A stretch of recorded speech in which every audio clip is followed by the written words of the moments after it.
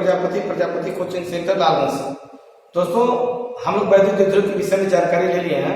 आज हम लोगों की जो टॉपिक है वह वैद्युत द्विध्रुव के कारण ही है। वैद्युत द्विध्रुव के कारण अच्छी स्थिति और निरक्षी स्थिति में हम लोग वैद्युत क्षेत्र की तीव्रता ज्ञात करेंगे।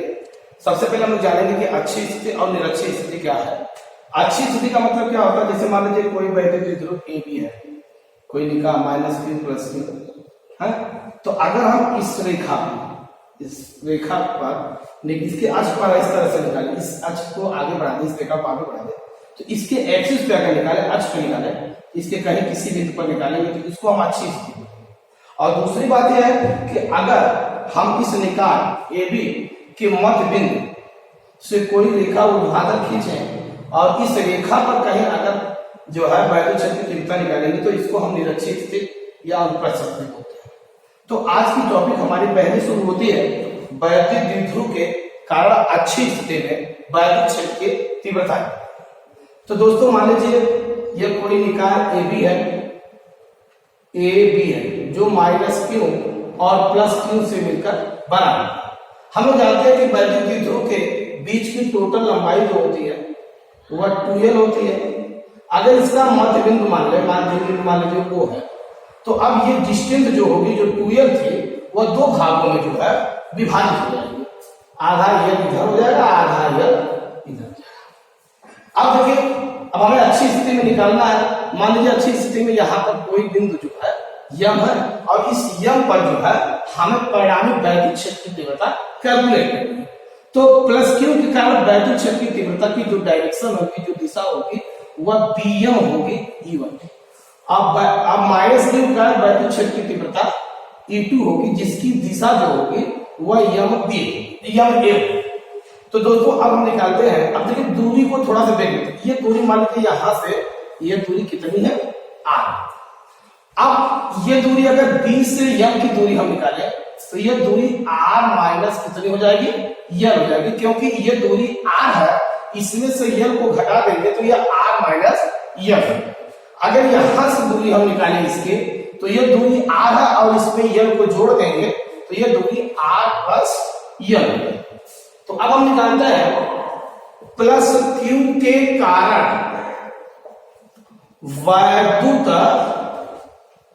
क्षेत्र की तीव्रता, यानी E1 बराबर 1/4 पाई एप्सिलॉन 0 के q बटे, ये दूरी कितनी है, r माइनस, यहां से +q से दूरी r माइनस l है, होल स्क्वायर। अब हम निकालेंगे -q के कारण वैद्युत क्षेत्र की तीव्रता, यानी E2 बराबर 1/4 पाई एप्सिलॉन 0 के q बटे, यहां से यह दूरी जो है r plus l whole square हो जाएगा। अब चूंकि वैद्युत क्षेत्र की तीव्रता सदिश राशि होती है, इसलिए अध्यारोपण के सिद्धांत से हम इनका परिणामी वैद्युत क्षेत्र की तीव्रता निकालेंगे जो कि इनके अंतर के बराबर होगी। तो यम पर परिणामी वैद्युत क्षेत्र की तीव्रता E बराबर E1 माइनस E2। अब देखिए E1 का मान हमारा कितना है, 1/4 पाई एप्सिलॉन 0 के q upon r minus l का whole square plus 1/4 pi epsilon 0 के q upon r plus l का होल स्क्वायर। तो दोस्तों देखो q दोनों में कॉमन है और नीचे से 4 पाई एप्सिलॉन 0 के कॉमन है, तो कॉमन कर लेंगे, यहां बचेगा 1/r minus l whole square, यह माइनस रहेगा, अब माइनस 1/r प्लस l का होल स्क्वायर। अब यहां पर देखिए इसका हम लघुत्तम लेंगे, तो लघुत्तम अगर हम ले लें तो E बराबर आएगा हमारा q/4 पाई एप्सिलॉन 0 के, यहां लघुत्तम हो जाएगा r माइनस l का होल स्क्वायर और यह हो जाएगा r प्लस l का होल स्क्वायर। अब इस डिवाइड करेंगे तो ये कर जाएगा, तो बचेगा r प्लस l का whole square minus r minus l का होल स्क्वायर। अब देखिए दोस्तों, Q अपान 4 पाई एप्सिलॉन 0 के, आप इसको तोड़ देंगे a धन b के होल स्क्वायर से r square plus n square plus 2rl minus r square plus n square minus 2rl बटे a minus b, a plus b, a square minus b square, लेकिन दोनों का होल स्क्वायर है तो यहां हम लगाएंगे होल स्क्वायर। अब यहां पर हम देखेंगे Q अपान 4 पाई एप्सिलॉन 0 के r square plus n square plus 2rl minus से चिन्ह बदल जाएगा, r square minus n square plus 2rl अपान r square minus n square का होल स्क्वायर, ये दोनों इससे क्या होगा, कट जाएगा। तो यह हो जाएगा Q अपान 4 पाई एप्सिलॉन 0 के 2rl यानी 4rl अपान r square minus n square का होल स्क्वायर। अच्छा एक चीज देखिए, इसको हम लिख सकते हैं 1 अपान 4 पाई एप्सिलॉन 0 के 2 इंटू 2ql r अपान r square minus n square का होल स्क्वायर। अब यहां से हम लिख सकते हैं E बराबर 1 अपान 4 पाई एप्सिलॉन 0 के 2ql को हम लिख सकते हैं वैद्युत द्विध्रुव आरोपी r square minus n square का होल स्क्वायर। ठीक, यहां पर P बराबर क्या है, 2ql।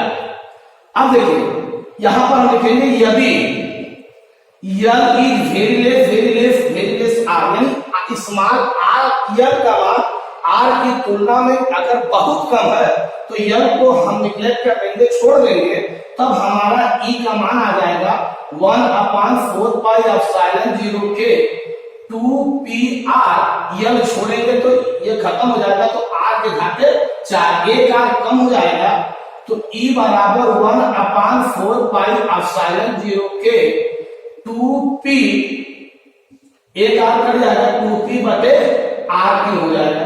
लेकिन एक चीज y या निर्वात के लिए, y या निर्वात के लिए k इक्वल टू 1 होता है, इसलिए k का मान यहां 1 रखेंगे, तो E बराबर 1 अपान 4 पाई एप्सिलॉन 0 2p अपान r क्यूब।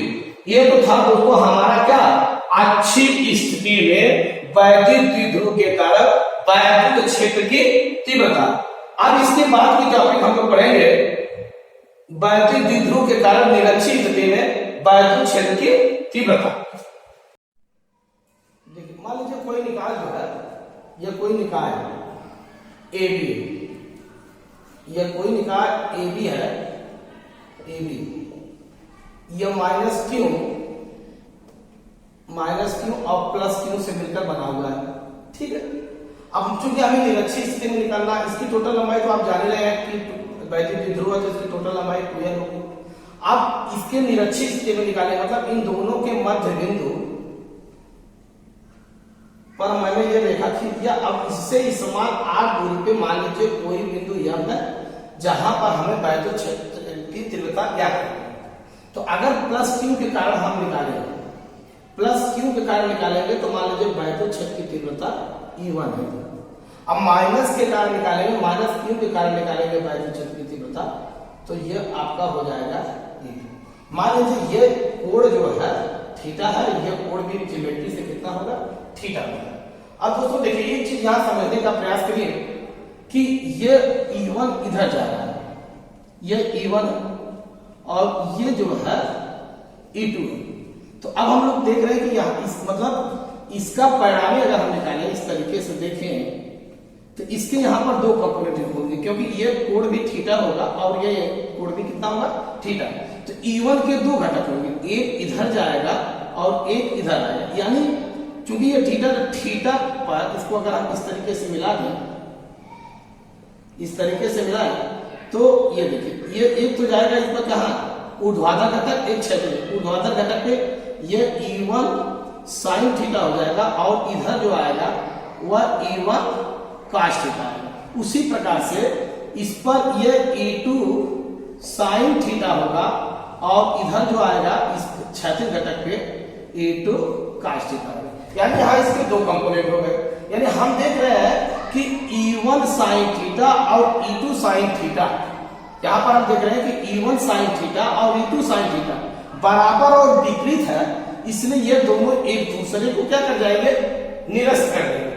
अब E1 कास थीटा और E2 कास थीटा एक ही दिशा में एक ही रेखा पर है, इसलिए ये दोनों मिलकर पैराबोलिक वैद्युत क्षेत्र क्या करेंगे, उत्पन्न करेंगे। तो यानी कहने का मतलब ये होगा कि वैद्युत क्षेत्र की तीव्रता जो E होगी वह E1 कास थीटा और E2 कास थीटा के योग के बराबर होगी। अब दोस्तों देखिए ध्यान से, अगर ये टोटल लंबाई 2l है तो यह लंबाई कितनी होगी, यह लंबाई कितनी होगी, यह पाइथन, क्योंकि हम जब -q से वैद्युत क्षेत्र की तीव्रता निकालेंगे हमें यह दूरी चाहिए, अब +q से निकालेंगे तो हमें यह दूरी चाहिए।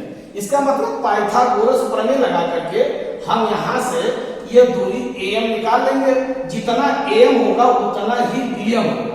तो हम लिखेंगे कि समकोण त्रिभुज A, मान लीजिए वो है AOM, AM स्क्वायर बराबर AO square plus OM square.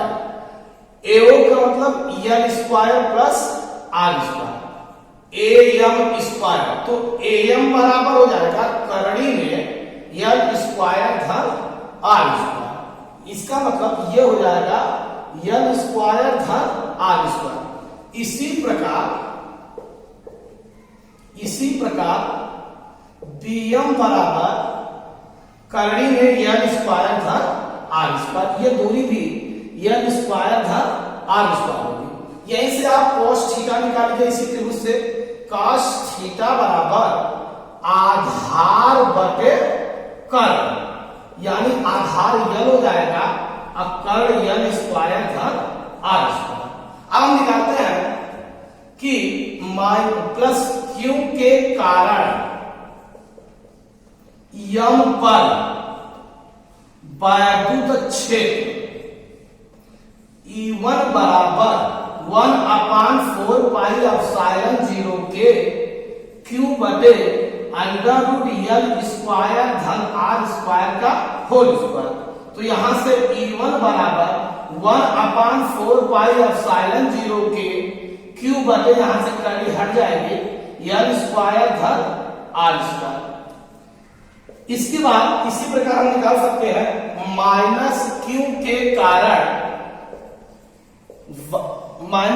के कारण यम पर वैद्युत क्षेत्र की तीव्रता E2 बराबर 1/4 पाई एप्सिलॉन 0 के q बटे L स्क्वायर धन R स्क्वायर। जितना इसके लिए होगा उतना ही इसके लिए होगा, क्योंकि दूरी बराबर है, आवेश का परिमाण बराबर है। अब हम लिखेंगे बिंदु यम पर परिणामी वैद्युत क्षेत्र की तीव्रता E बराबर E1 cos theta plus E2 cos theta. अब देखिए यहां पर हो जाएगा 1/4 पाई, अगर हम E1 E2 का मान रखें कि q बटे L स्क्वायर धन R square into cos theta का मान L/√L स्क्वायर धन R square plus 1/4 pi epsilon 0 के q/L स्क्वायर धन R स्क्वायर अब इंटू cos थीटा का मान L/√L स्क्वायर धन R स्क्वायर। दोनों सेम है, एक ही चीज है, इसलिए हम इसको लिख सकते हैं, जो चीज ये है वही ये भी। तो 1/4 पाई एप्सिलॉन 0 के QL यानी 2QL हो जाएगा अपान, देखिए एक घात यहाँ है, आधा घात, करड़ी का मतलब 1/2 घात, तो 1 घात प्लस आधा घात, 2 1 2 1 3/2 घात, यानी हम इसको लिख सकते हैं L स्क्वायर धन R स्क्वायर के घाते 3/2। अब देखिए दोस्तों यहां पर हम लिख सकते हैं 2QL को लिख सकते हैं P, वैद्युत द्विध्रुव आघूर्ण, तो 1/4 पाई एप्सिलॉन 0 के P/L स्क्वायर धन R स्क्वायर के घाते 3/2। जहां 2QL बराबर हमने क्या लिख दिया है, P लिख दिया है। अब देखिए, अब यदि L जो है R की तुलना में बहुत छोटा हो तो L को हम छोड़ देंगे, L को हम छोड़ देंगे तो कितना हो जाएगा, E बराबर 1/4πε0 के P बटे, तो L को छोड़ेंगे तो ये दो घात कट जाएगा तो R के घाते जो है ये 3 हो जाएगा, ये निकल गया हमारा Y। लेकिन हम जानते हैं Y या निर्वात के लिए k बराबर 1 होता है, तब हमारा E बराबर निकल जाएगा 1/4πε0 P बटे R क्यूब। तो आज की टॉपिक जो रही हमारे दोस्तों, वैद्युत द्विध्रुव के कारण अच्छी स्थिति में वैद्युत क्षेत्र की तीव्रता और निरक्षी स्थिति में वैद्युत क्षेत्र की तीव्रता, और इसको हम लोग बहुत बढ़िया से समझे। अब नेक्स्ट वीडियो के लिए हम लोग कल मिलेंगे। अलविदा।